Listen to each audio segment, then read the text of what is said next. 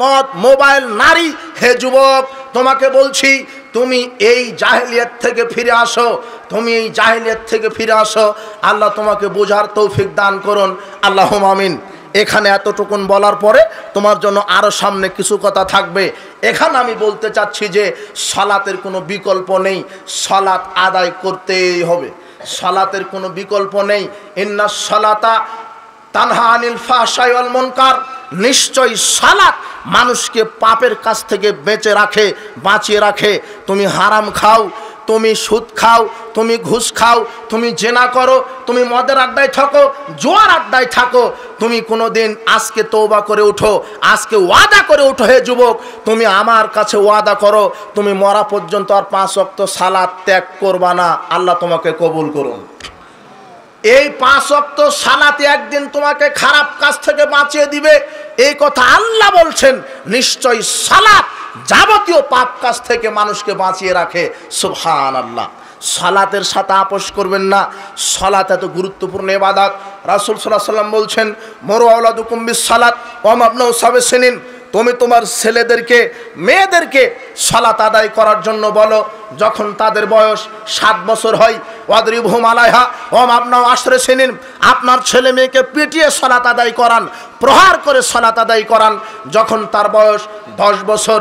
ছেলে মেয়ে সালাত আদায় করবে না, অথচ আপনি বাপ বেঁচে আছেন, এই কথা ঠিক হতে পারে না। আপনি যদি পুরুষ হতে শিখেন, আপনার স্ত্রী, আপনার ছেলে মেয়ে, পরিবারের প্রত্যেক সদস্যকে 5 ওয়াক্ত সালাত আদায় করতে হবে, এই ঘোষণা আল্লাহ দিচ্ছেন। ওয়া আমুর আহলাকা বিস-সালাত ওয়াসতাবির আলাইহা, আল্লাহ সুবহানাহু ওয়া তাআলা বলছেন তুমি নিজে সালাত আদায় করো, তোমার পরিবারের সদস্যদেরকে সালাত আদায়ের জন্য উপদেশ দাও, প্রহার করো, তাদেরকে আদেশ দাও। পৃথিবীতে সমস্ত নবী রাসূল মৃত্যুর সময়তে শেষ যেই কথাটি বলে গেছেন উম্মতের জন্য, সেটা শেষ কথা ছিল আস-সালাত আস-সালাত। আনাস রাদিয়াল্লাহু আনহু বলছেন, কান আখিরুন নবী সাল্লাল্লাহু আলাইহি ওয়াসাল্লাম, কান আখিরু কালামিন নবী সাল্লাল্লাহু আলাইহি ওয়াসাল্লাম আস-সালাত আস-সালাত। রাসূল সাল্লাল্লাহু আলাইহি ওয়াসাল্লাম মৃত্যুর শেষ মুহূর্তে শেষ বাক্য যেটা বলে গেছেন সেটা, হে আমার উম্মতেরা, তোমরা 5 ওয়াক্ত সালাত ত্যাগ করো না। কত গুরুত্বপূর্ণ কথা, কত গুরুত্বপূর্ণ ইবাদত, সর্বশ্রেষ্ঠ ইবাদত এই সালাত।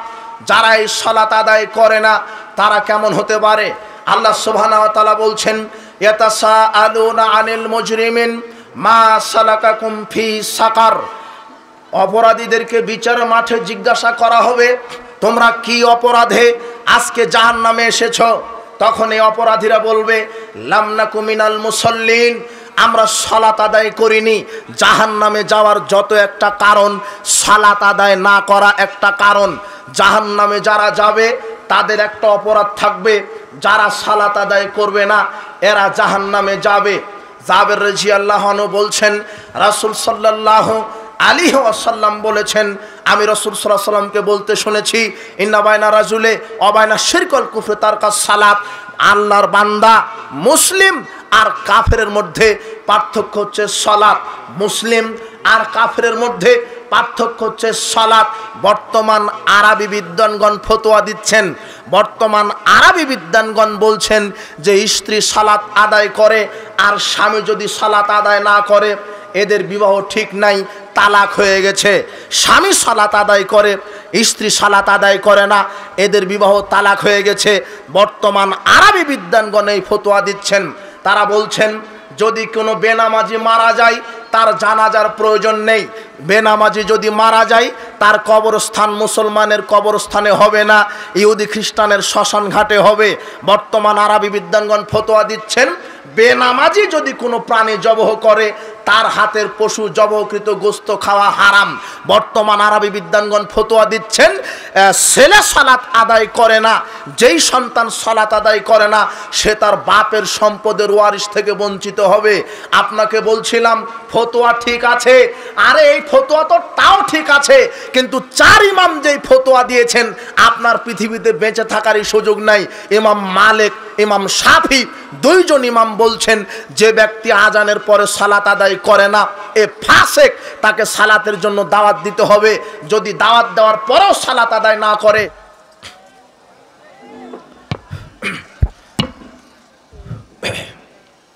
যদি দাওয়াত দেওয়ার পরেও যদি সালাত আদায় না করে তাহলে একে হত্যা করতে হবে।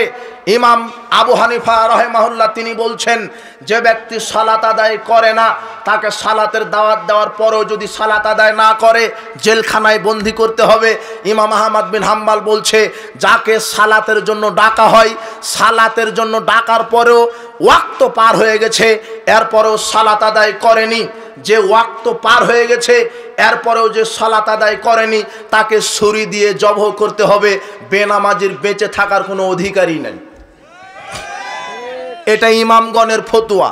আর এই বিধান কায়েম করবে দেশের শাসক। দেশের শাসক এই বিধান কায়েম করবে। দুর্ভাগ্যজনিত সত্য যে দেশে ইসলামের নীতিতে, শরিয়া নীতিতে ধর্ম চলে না, ইসলাম চলে না, তাই তো বেনামাজি বেঁচে আছে। না হলে একজন বেনামাজি বাইরে থাকতো না, সবাই জেলখানায় বন্দি থাকতো। না হলে কারো ফাঁসি হতো, না হলে কাউকে ছুরি দিয়ে জবহ করা হতো। এটাই হলো শরীয়ত। বেনামাজি এত খারাপ, এগুলি বিদ্বানগণের ফতোয়া। আপনাকে বলছিলাম 3 শ্রেণীর মানুষের জন্য রাসূল সাল্লাল্লাহু আলাইহি ওয়াসাল্লাম সুপারিশ করবেন না। 3 শ্রেণীর পাপী আছে যাদের ব্যাপারে মুহাম্মদ সাল্লাল্লাহু আলাইহি ওয়াসাল্লাম সুপারিশ করবেন না। রাসূল সাল্লাল্লাহু আলাইহি ওয়াসাল্লাম বলছেন, ফাক্তারতুশ শাফা ওয়া হিয়া লিমান মাতা লা ইশরিক বিল্লাহি শায়া। আমার সুপারিশ কেবল ওই ব্যক্তি পাবে যেই ব্যক্তি মারা গেছে আল্লাহর সাথে শিরক না করে। বর্তমানে কবর পূজা, মাজার পূজা, খানকা পূজা, এই পীর পূজা, বাংলাদেশের এই খানকার, এই পাগড়িওয়ালা, টুপিওয়ালা, এই ল্যাংটা, এই বিড়ি বাবা, এই সিগারেট বাবা, এই ল্যাংটা বাবা, এই জট বাবা, এরাই বাংলাদেশের লক্ষ কোটি মানুষকে মুশরিক বানিয়ে ছেড়ে দিচ্ছে। এরা মানুষের ঈমানকে নষ্ট করছে। অথচ কবর পূজা শিরক, মাজার পূজা শিরক, খানকা পূজা শিরক। আরে কি করে মানুষ হয়ে মানুষের নিকটে চায়? এদেশের যারা কবর পূজারী, মাজার পূজারী, এরা সবাই মুশরিক। এরা সালাতে দাঁড়িয়ে বলে, ইয়্যাকা না'বুদু ওয়া ইয়্যাকা নাস্তাইন, আল্লাহ একমাত্র তোমারই ইবাদত করি, তোমার কাছে সাহায্য চাই। এটা সূরা ফাতিহা বলার পরে এরা মাজারে গিয়ে পীরের কাছে সাহায্য চাই। এরা একে তো মুশরিক, একে তো টাটকা মুনাফিক। একমাত্র আল্লাহর কাছে, আল্লাহর ইবাদত করি, আল্লাহর কাছেই সাহায্য চাই, কোনো মাজার খানকায় নয়। মাজার খানকা, মরা পীরের কবরে গিয়ে সাহায্য চাওয়া তো বহুদূরের কথা। মুহাম্মদ সাল্লাল্লাহু আলাইহি ওয়াসাল্লামের কবরে গিয়ে সাহায্য চাইলেও সে টাটকা মুশরিক হয়ে যাবে। মুহাম্মদ সাল্লাল্লাহু আলাইহি ওয়াসাল্লামের কাছে চাইতে হবে না, চাইতে হবে আল্লাহর কাছে। বুখারীর 1010 নম্বর হাদিস খুলেন, আনাস রাদিয়াল্লাহু আনহু বলছেন, কানাইজা কাহাতু, যখন অনাবৃষ্টি শুরু হতো, ওমর রাদিয়াল্লাহু আনহু বলছেন, ইন্না নাতাওয়াসসালু ইলাইকা বিনাবিনা, হে আল্লাহ আমরা তোমার কাছে বৃষ্টি প্রার্থনা করতাম নবীর মাধ্যমে, আপনি আমাদের বৃষ্টি দিতেন। ওয়া ইন্না নাতাওয়াসসালু ইলাইকা বিআম্মি নাবিনা, এখন তো নবী মারা গেছেন, এখন তো আমাদের কাছে আর মুহাম্মদ সাল্লাল্লাহু আলাইহি ওয়াসাল্লাম নেই, তাই আমরা আপনার কাছে, হে প্রতিপালক, আপনার কাছে আমরা বৃষ্টি প্রার্থনা করছি নবীর চাচা আব্বাসের মাধ্যমে। 3 ধরনের উসিলা বৈধ। এক, জীবিত সৎ ব্যক্তির উসিলায় দোয়া করতে পারেন, এটা তার দলিল। জীবিত সৎ ব্যক্তি, কিন্তু মরা সৎ ব্যক্তি হোক আর খারাপ ব্যক্তি হোক, মরা পীরের, মরা মানুষের উসিলা দিয়ে দোয়া করা শিরক। জীবিত ব্যক্তির উসিলায় দোয়া করতে পারেন। রাসূল সাল্লাল্লাহু আলাইহি ওয়াসাল্লাম যখন মারা গেলেন, সাহাবারা তার কবরে গিয়ে দোয়া করেননি। আপনাকে বলছি, যেখানে রাসূল সাল্লাল্লাহু আলাইহি ওয়াসাল্লামের কবরে গিয়ে দোয়া করা চাওয়া যদি শিরক হয়, সেখানে বাংলাদেশের কোন ভণ্ড পীর বাবা আছে যার পীরের, যার কবরে, যার ওরসে, যার আস্তানায় গিয়ে চাওয়া বৈধ হবে? তার মানে এগুলি সব টাটকা ভণ্ডামি। যদি কবরে গিয়ে চাওয়া জায়েজ হতো, তাহলে মুহাম্মদ সাল্লাল্লাহু আলাইহি ওয়াসাল্লামের কবরে গিয়ে সাহাবারা চাইতো, কিন্তু মুহাম্মদ সাল্লাল্লাহু আলাইহি ওয়াসাল্লামের কবর তাদের পাশেই ছিল, মুহাম্মদ সাল্লাল্লাহু আলাইহি ওয়াসাল্লামের কবরে গিয়ে চায়নি। যারা শিরক করবে, যারা এই কবর পূজা, মাজার পূজারই বিশ্বাসী, যারা মনে করে যে আল্লাহ শুধু একাই সন্তান দিতে পারে না, পীরের গুমুত খেলেও সন্তান আসে, এরা হলো মুশরিক, এদের ঈমান নেই। যারা মনে করে যে গজাল মাছকে সাদগা দিলে আমার সংসারে বরকত হবে, পীরের আস্তানায় গজাল মাছ পুষে ও বিশ্বাস করে অনেক, এরা কত বোকা। এই ছেলে শোনো, তুমিও বোকা। তুমি হিন্দু ছেলেকে বলছো কি জানো? তুমি হিন্দু ছেলেকে বলছো তোরা তো বোকা রে। তো কি বোকা? তো তোরা এই যে দুর্গা মায়ের সামনে দুধ কলা রাখিস, দুর্গা মা দুধ কলা খেতে পারে? যুবক তুমি বলছো হিন্দুকে, তখন হিন্দু ছেলে বলছে আমাদের দুর্গার তাও 10টা হাত আছে, 1.5 হাতের একটা জিহ্বা আছে, চাটন দিলেও চাটতে পারে। তো তুমি যে খালি পায়ে নগ্ন হয়ে ল্যাংটা হয়ে ফুল নিয়ে খাম্বার কাছে গিয়ে নীরবতা পালন করো, ওর তো হাতও নাই পাও নাই, তুমি তো হিন্দুদের চাইতেও বোকা। এই ছেলে শোনো, তোমার জাতি, এই মুসলিম জাতি যারা এই মোড়ে মোড়ে মূর্তি তৈরি করেছে, খাম্বা তৈরি করেছে, এরা বিজাতিদের চাইতেও বোকা। আল্লাহ বলছেন আমি মূর্তিকে হারাম করে দিলাম। তাও সহ্য হতো যদি তোমার নেতা নিজের বাপের টাকা খরচ করে মূর্তি তৈরি করত। ওই যে মূর্তির টাকা, ওখানে আমার ট্যাক্সের পয়সা আছে, মুসলমানের ট্যাক্সের পয়সা দিয়ে এখানে আপনি মূর্তি তৈরি করতে পারবেন না। ক্ষমতা কয়দিন দেখাচ্ছেন? ফেরাউন 400 বছর ক্ষমতায় ছিল, চুবনি খেয়ে বিদায় নিয়েছেন। আরে নমরুদ 400 বছর ছিল, জুতার বাড়ি খেয়ে বিদায় নিয়েছে। আজও যদি কোরআন হাদিসের উপর আপনি গাদ্দারি করেন, সেই আল্লাহ আজও আপনাকে চুবনি দিয়ে বিদায় করতে পারেন। সে আল্লাহ রেডি আছে। এই মূর্তি পূজা শিরক, মূর্তিকে সম্মান করা শিরক। বিচারের মাঠে কোন পাপীকে অত শাস্তি দিবেন না, যারা মূর্তি তৈরি করবে তাদেরকে বেশি শাস্তি দিবে। ইন্নাল্লাহ আসাদ্দু আযাবান ইনদাল্লাহি ইয়াওমাল কিয়ামা, সবচেয়ে কঠিন শাস্তি হবে যারা মূর্তি তৈরি করতে বলেছে, যারা মূর্তি তৈরি করেছে, এদের কঠিন শাস্তি হবে। আল্লাহ এদেরকে লাঠি দিয়ে পাছাতে পিটাবেন আর বলবেন এই আহিউ আহিউ মা খালাকতুম, যা তৈরি করেছিলিস মুড়ে মুড়ে আত্মা দে, দে আত্মা দে, পিটাবেন আর বলবেন সেদিন তোমার নেতা আত্মা দিতে পারবে না, তোমার নেতাকেও জাহান্নামে দিবে, মূর্তিকেও দিবে, সেদিন তুমি দলীয় ক্ষমতায় ঠেকায় তুমি। মূর্তি পূজা শিরক। আমি মুসলিম, আমার শরীরে আছে মুসলমানের রক্ত, মুসলিমরা মূর্তি পূজা করতে পারে না। যুবক তুমি এই পচা, এই বস্তা পচা, উলঙ্গ, বেহায়াপনা, নর্দমার এই কীটগুলি, এই তন্ত্রমন্ত্র প্রতিষ্ঠা করতে গিয়ে তুমি ঢাকাতে লাঠি নিয়ে ঘুরো আর রিক্সা চালকের উপরে বাড়ি মারো। তোমার চাইতে ইতর গাধা পশু প্রাণী পৃথিবীতে নেই। তুমি মানুষের তন্ত্রমন্ত্র প্রতিষ্ঠা করতে গিয়ে রাস্তাতে আন্দোলন করছো আর বলছো আমার ভাই, তোমার ভাই, অমুক ভাই, অমুক ভাই, অমুক ভাইয়ের চরিত্র ফুলের মতো পবিত্র, কিন্তু নামাজ পড়ে না একক। তো ওর ওজুই জানা নাই, ওজুই জানা নাই, ওর নামাজ পড়বে কি? ওর জানাজার দোয়াই জানা নাই। দেখো না তোমার নেতার দাড়ি তার চাচা আছে, আর যেই 2-1 আর নেতার দাড়িটা আছে তাও জুতার ব্রাশের মতো। তুমি বুঝো, তুমি পায়খানার পিছনে ছোট কেন? তুমি রসুলের সৈনিক, তুমি আল্লাহর সৈনিক। তোমার প্রতিটা রক্ত, তোমার হাত, তোমার চক্ষু, তোমার কর্ণ, তোমার শক্তি, তোমার বুদ্ধি আল্লাহ তোমাকে দিয়েছেন জমিনে তাওহীদ প্রতিষ্ঠা করার জন্য, গাঁজা খাওয়ার জন্য আল্লাহ দেন। জমিনে বাতিল মতবাদ প্রতিষ্ঠা করার জন্য তোমাকে সৃষ্টি করা হয়নি। মান দাবি দাওয়াল জাহেলিয়া, যে ব্যক্তি এই জাহেলি রীতিনীতির পিছনে ছোটে, ফাইনাও জুসা জাহান্নাম, সে জাহান্নামের খড়ি হবে। তুমি যদি সালাত শ্যাম আদায় করার পরেও এই গান বাজনার আড্ডায়, এই জোয়ার আড্ডায়, এই লটারির আড্ডায়, এই বিজাতীয় 31st নষ্টি দিবসে, বেহায়া দিবসে, পয়লা বৈশাখে যদি তুমি এই রক্ত ব্যয় করো, সময় ব্যয় করো, তুমি একজন জাহেল। তোমার সালাত শ্যাম ঈমান আল্লাহ কবুল করবে না। জাহেলিয়াতের পথে থাকার কারণে আল্লাহ তোমাকে জাহান্নামের আগুনে কয়লা করে ছেড়ে দিবেন। কাজেই তুমি ফিরে আসো, তুমি ফিরে আসো। তোমার রক্তকে আল্লাহ কবুল করুন, তোমার বুদ্ধি, তোমার মেধা, তোমার শক্তি, তোমার পরিশ্রমকে আল্লাহ আল্লাহর দ্বীনের পথে কবুল করুন।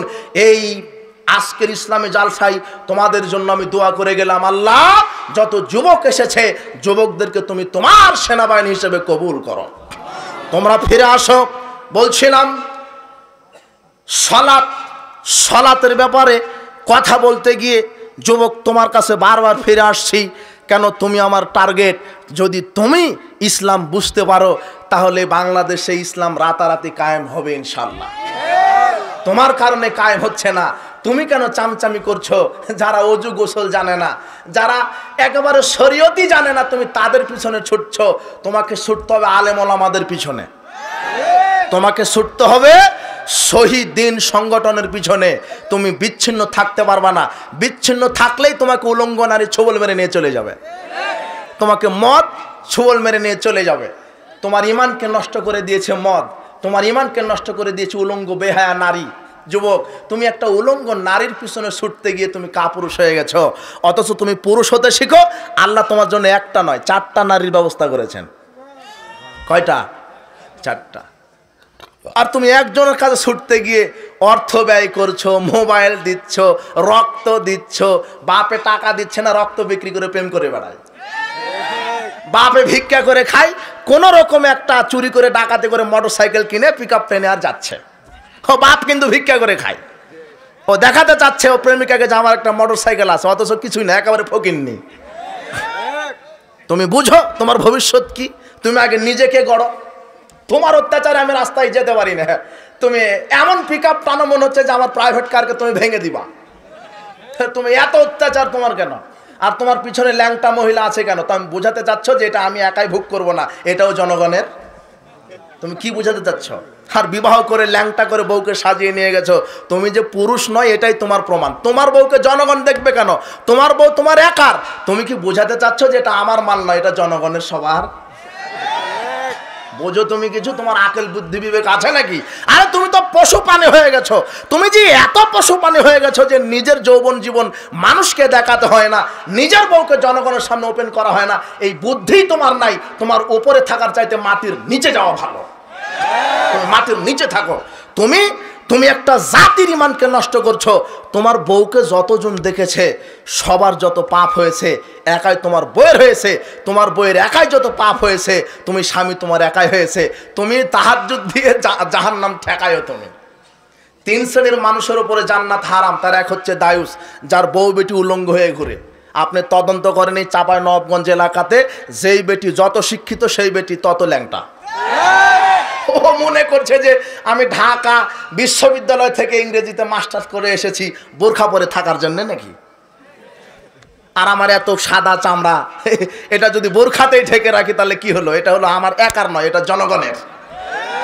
বিশ্বাস করেন, ওই মেয়েটা যে ঠোঁটে লিপস্টিক দিয়েছে, কপালে ফোঁটা দিয়েছে আর আটো সাটো ল্যাংটা পোশাক পরে ঘুরছে, ওর উদ্দেশ্য হচ্ছে যে জনগণ আমাকে দেখুক আর ভোগ করুক। এটাই হলো উদ্দেশ্য। যদি তার উদ্দেশ্য হতো যে আমি কাউকে দেখাবো না, তাহলে সে নিশ্চয়ই তাকওয়াধারী বোরখা পরে রাস্তায় চলতো। কিন্তু বোঝাতে চাচ্ছে যে আমি জনগণেরই মাল। বুঝেননি? আল্লাহ এদেরকে হেদায়েত দিক। এই শোনেন, 3 শ্রেণীর পাপী আছে, এরা এত পাপী। 3 শ্রেণীর পাপী আছে, এরা এত বদমাশ, এরা এত খারাপ, তাদের জন্য দোয়া করাই শরীয়ত বলেছে হারাম। এদের জন্য দোয়া করা হবে না। কয় শ্রেণীর পাপী? 3 শ্রেণী। 3 শ্রেণীর মানুষ আছে পাপ করে, এদের জন্য দোয়া করাই হারাম। তার এক হচ্ছে হারামখোর। কি খুর? হারামখোর, সুদখোর, ঘুষখোর, চোর, ডাকাত, মদখোর, বিড়িখোর, সিগারেটখোর, ইয়াবাখোর, ফেঞ্চিডুলখোর আছে না সমাজে? এরা এক একটা টাটকা কি খুর? হারামখোর। আল্লাহ সুবহানাহু ওয়া তাআলা বলছেন, ইয়া আইয়ুহাল্লাযিনা আমানু ইন্নামাল খামরু, হে বিশ্বাসীগণ আমি মদ হারাম করে দিলাম। মদ নির্ধারিত কোন মদের নাম কোরআন হাদিসে আল্লাহ সুবহানাহু ওয়া তাআলা নেননি। যদি নিতেন তাহলে মদের নামগুলি দিতে দিতেই কোরআন তো 90 পারা হয়ে যেত। বুঝেননি? এই জন্য আল্লাহ মদের নাম কোরআনে দেয়নি, শুধু বলেছেন খামরুন, মদ হারাম। এখন এই মদ যে হারাম, রাসূল সাল্লাল্লাহু আলাইহি ওয়াসাল্লাম এটা ব্যাখ্যা দিয়ে বলেছেন। কোন জিনিস মদ? রাসূল সাল্লাল্লাহু আলাইহি ওয়াসাল্লাম বলছেন মাসকারা কাসিরুহু ফা কলিলুহু হারাম। যেই জিনিসটা বেশি খেলে মানুষ পাগলামি করে সেটার অল্প খাওয়াটাই মদ, সেটাই হলো হারাম। যেই জিনিসটা বেশি খেলে মানুষ কি করে? পাগলামি করে। এই শোনো, এই যুবক, তোমার মসজিদের হুজুর ও জর্দা খায়, আর তোমার মসজিদের হুজুর বলে কি জানো? হ্যাঁ, তোমার মসজিদের হুজুর বলছে, কে বলেছে রে তোকে জর্দা হারাম? জর্দা হারাম কোরআনে লেখা আছে। তোমার হুজুরকে আবার ক্লাস 1-এ ভর্তি হতে বলো। 1-এ ভর্তি হয়ে আবার সে শরীয়ত পড়বে, শরীয়ত পড়তে থাকবে। তোমার হুজুরকে বলিও জর্দা হারাম না, 1 সেকেন্ডের জন্য বলছি, হারাম হালাল পরে। হুজুর সাহেব, জর্দা তো তৈরি হয় তামাক পাতা থেকে, জর্দা তো তৈরি হয় তামাক পাতা থেকে। তো তামাক পাতা আমার বাড়ির গরুকে দিয়েছি খায়নি, বকরিকে দিয়েছি খায়নি, বানরকে দিয়েছি খায়নি, কুকুরকে দিয়েছি খায়নি, শুকরকেও দিলাম তাও খায়নি, সেটা যে আপনি খান। যেটা শুয়োরে খায় না, বানরে খায় না, কুকুরে খায় না, শুয়োরেও খায় না, সেটা বাংলাদেশের কিছু হুজুরেরা খায় আর বলে মকরু। আর কি বলে? আরে তোমার হুজুরি মকরু, হুজুরি ঠিক নাই। আরে বেটা তুমি হাদিস বুঝো, মাসকারা কাসিরুফা কালিলু হারাম, যেটা বেশি খেলে বিবেকের ক্ষতি হয় তার অল্প খাওয়াটা হারাম।